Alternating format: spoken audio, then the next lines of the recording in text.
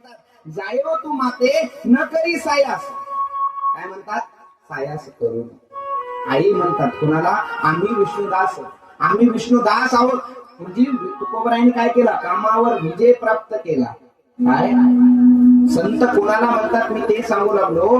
कामावर विजय प्राप्त केला, क्रोधावर विजय. हो अहो, त्या मम्माजी बुवांच्या शेतामध्ये तुकोबरायांची फक्त म्हैस गेली होती. ऐका बाबा, काय तुकोबरायांची फक्त म्हैस गेली तरी त्या तुकोबरायांनी या मम्माजी बुवांनी काठी घेतली आणि माझ्या तुकोबरायला खूप मारलं.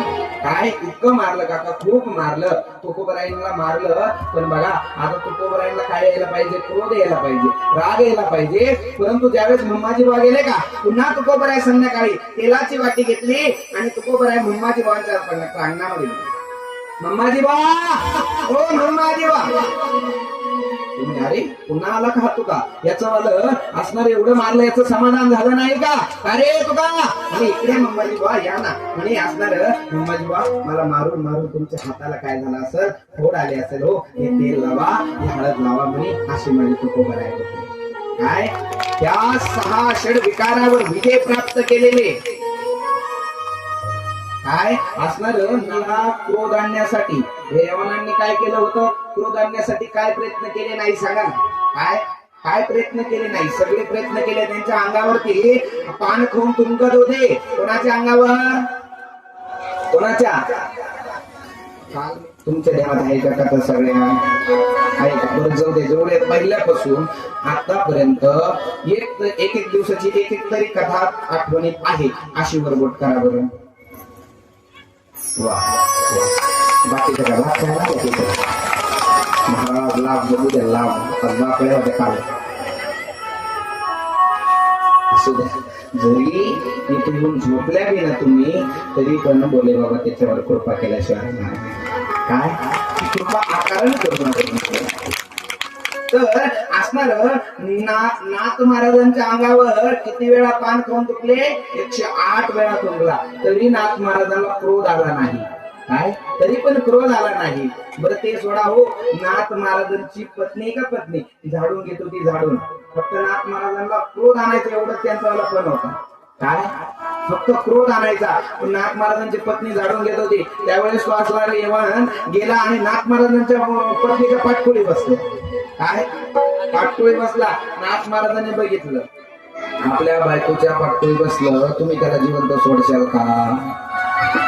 त्यांच्यात आपल्या तोच फरक आहे. काय त्याने सांगितलं ए अगं बघ पडंबर का? तिने सांगितलं नाही माझं बाळ बसलं म्हणजे पाठकुळी मी त्याला पडून देणार नाही. त्यांची पत्नी म्हणते बाळ बसलं माझं लेकरू बसलं म्हणजे पाठकुळी मी तिला पडून देणार नाही म्हणे. हे नाथ महाराजांचा भाव होता. संतांनी काम क्रोध लोभ मद मत्सर अहंकार रहित ते संत, त्यांना संत म्हटलं जातं. अहो आपल्याकडे काहीच नसतं का? काहीच नसतं तरी एवढा अहंकारात जगतो की काय माहिती एवढं काय करतो. बोलत नाही असं चालतो, छाती फुगून चालतो. बोलत नाही. कडक साडी घाली ती अशी चालत इस्त्रीची. त्या कडक साड्या स्वस्तातल्या राहत्या बरं, त्या 200-300च्या राहत्या. त्या मुलायम असतात त्या साड्या महागाच्या असतात पण या कडक घालून येतात. आणि बरं काका विशेष आहे का, ज्याच्याकडे भरपूर असतं ना तो कधी दिखावा करीत नाही. त्याच्याकडे भरपूर असतं तो दिखावा करीत नाही. ज्याच्याकडे थोडा असतं तो खूप दिखावा करतो. आमचे माऊली महाराज एवढे मोठे कलाकार आहे पण त्यांच्याकडे बघून तुम्हाला काही दिखावा वाटतो का? नाही. नाही तर काही कधीच चालेल खूप कडक राहतात. काय खोटच काय घालील काय अभिमान नसावा. नाहीतर एखादं म्हणतं काय जाऊ द्या ध्रुव महाराजची कथा आहे कशाला जायचं काय. परंतु महाराज हेच मी सांगतो अभिमान रहित परमार्थामध्ये हे अभिमान लागत नाही. आणि आपल्यात अभिमान कसला बाळगता? काय कसला अभिमान बाळगता? महाराज असे चालत असताना नम्रतेने नाही चालत. आणि नम्रतेने त्यालाच म्हणतात काम क्रोध लोभ मद मत्सर अहंकार कसला? काहीच नाहीये. अहो जो अहंकार बाळगतो का, जो अहंकार बाळगतो त्याला काय म्हणतात माहितीये? मूर्ख म्हणतात. काय मूर्ख. आणि जे नम्रतेने राहतो का त्याला काय म्हणतात? संत. नमन्ति फलानि वृक्षा नमन्ति मुनीनो जना शुष्क काष्ठस्य मूर्खस्य न नमन्ति कदाचन. काय सांगतात? नमन्ति फलानि वृक्षा नमन्ति गुणिनो जना. म्हणे फळांनी भरलेलं जसं झाड असतं का? ऐका बरं काही नाही. जसं फळांनी भरलेलं झाड असतं ना तसे गुणी लोक असतात. की ते नेहमी नम्रतेने राहतात. काय एखादी ताई असन एखादे बाबा असेल कधी कोणी भेटले तर राम राम श्याम श्याम घातला पाहिजे. काय आपण कसल्या अभिमानात जगायचं. आणि म्हणतात नमंती फलानी रक्ष नमंती गुणीनो जनहा शुष्क काष्टस्य मूर्खस्य न नमंती कदाचन. म्हणे मूर्ख लोक कसे असतात, वाळलेल्या लाकडाप्रमाणे असतात, वाळलेल्या लाकडाप्रमाणे.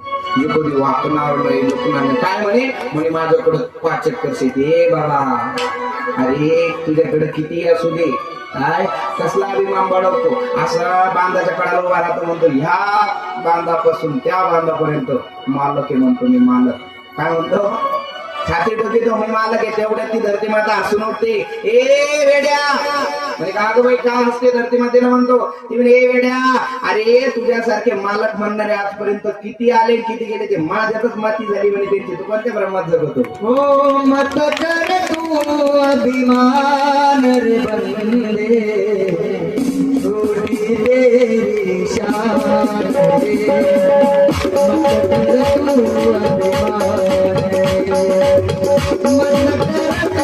तू अभिमान रे, मत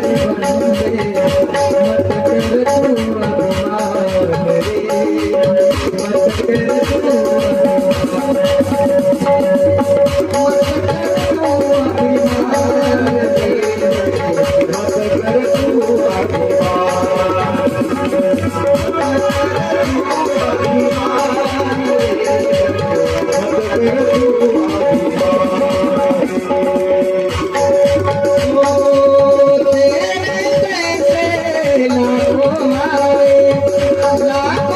रे बंदे, मत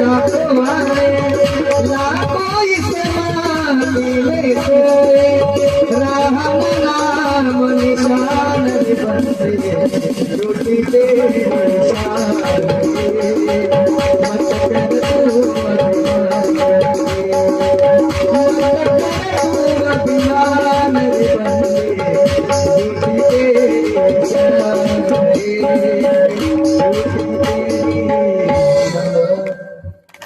मत कर तू मत कर तू अभिमान रे बंदे. अरे अभिमान करू नको. काय एवढं सांगू, आपल्याला कधी मधून काहीच नाही घेऊन जाता आलं ना, फक्त चप्पल नाही कधीची, चप्पल नाही. अहो फक्त एवढंच घेऊन जा, आपल्याला अभिमानात जगायचं नाहीये. जे माझ्या भगवंताने दिलं ना त्यात आनंद मानायचा आहे आणि अभिमानात जगायचं नाही. कारण शरीराची होय माती, बाबा तुमची मातीच होणारी. एकदा काय झालं, 2 असे श्रीमंत वारलं एका गावातलं. काय झालं, श्रीमंत वारलं आणि गरीब वारलं. ऐका बरं का वार काही नाही. काय जे अभिमान बाळगत्या त्या का त्याचं चित्त देऊन ऐका, बाकीच्या पण ऐका. काय की एक गरीब वारलं एक श्रीमंत वारलं एका गावात. दोघांनाही अग्नी लावलेला आणि तिथं ना एक असणार एक असं जाऊन बसलं. तिथून नेमकं दुसरं चाललं. ए बाबा, अरे इथं का बसला म्हणे. कुठं, ते दोघं जाळले का तिथे जाऊन बसलं. ते काय, अरे इथं का बसला. तो म्हणे काही नाही. म्हणे अरे तिकडे काय बघत होतो. म्हणे काही नाही बघत होतो ह्या गरीबाची राख झाली, नेमकं श्रीमंताचं झालं काय. श्रीमंताचं झालं काय, राखच होणारी राख, दुसरं काहीच नाही. काका मी तर ऐकलं शेवट करकुटा कापून घ्या म्हणे. अरे बस काही सोबत येत नाही. कसला अभिमान म्हणाला. अहो सांगत होतो की षड विकारावर विजय प्राप्त करणाऱ्याला संत म्हटल्या जातं. काय काम क्रोध लोभ मत संत दुसरे नाही असणार. त्या असणाऱ्या काय कसायाला नमस्कार कोणी केला, संतांनी केला. नमस्कार केला आणि त्याने तो मांस विकतो. पण भगवंताला सांगितलं, भगवंत स्वप्नात गेले, सांगितलं बाबा मला याच्याकडेच राहायचं आहे. त्याला खूप असा त्याग झाला. त्याने भगवंताला घेतलं आणि आता भगवंताकडे निघाला. काय जगन्नाथपुरीला निघाला तर निघता दिंडीत निघाला बरं का. कुठे निघाला, दिंडीत निघाला. आणि दिंडीत चालत असताना अगदी तो काय नामस्मरण करत करत करत करत चालला. काय नामस्मरण करत चालला.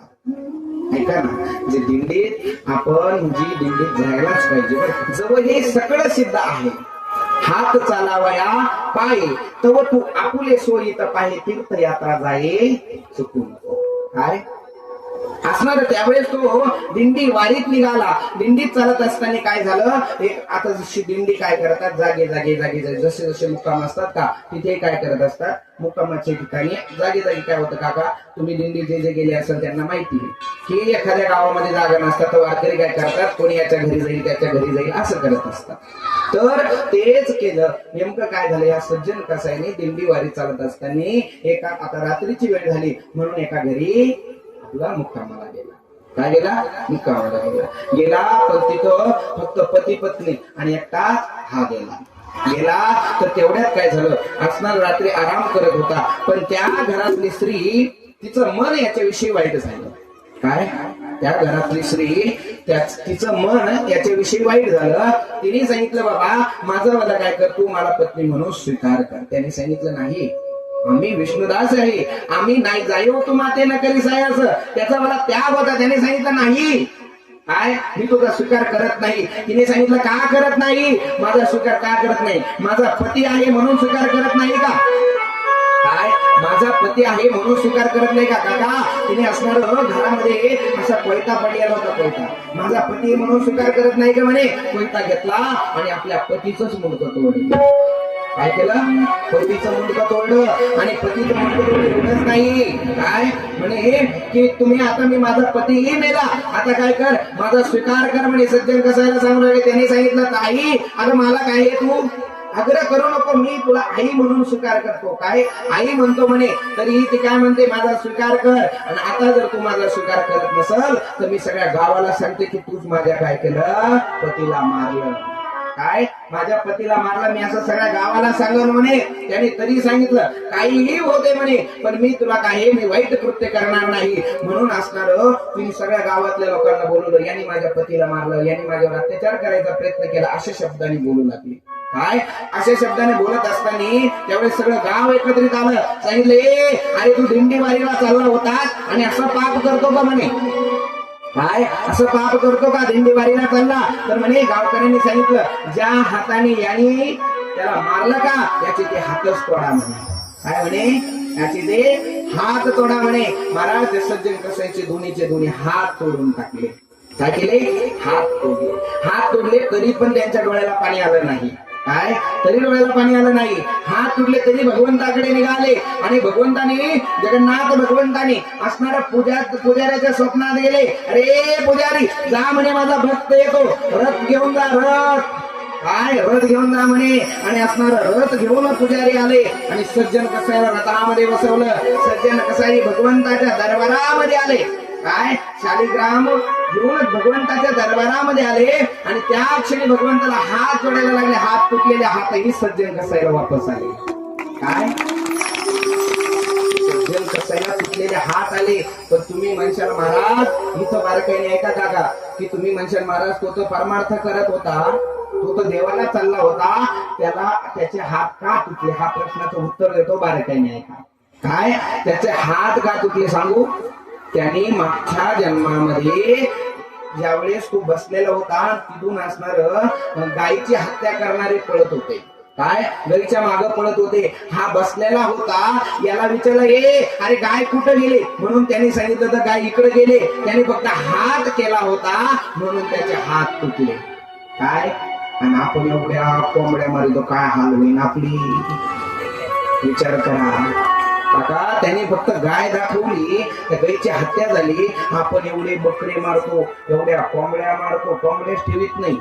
काय बरं आपली हालत काय होईल. मग त्याचे हात तुटले परंतु तुमच्या मनामध्ये महाराज त्याने तर गाय दाखवली, ऐका बरं का, त्याने तर गाय दाखवली मग त्याचे हात तुटले का हो. पण त्या बिचाऱ्याने तो घरेचा होता त्याचं का मुंडकं तुटलं हो.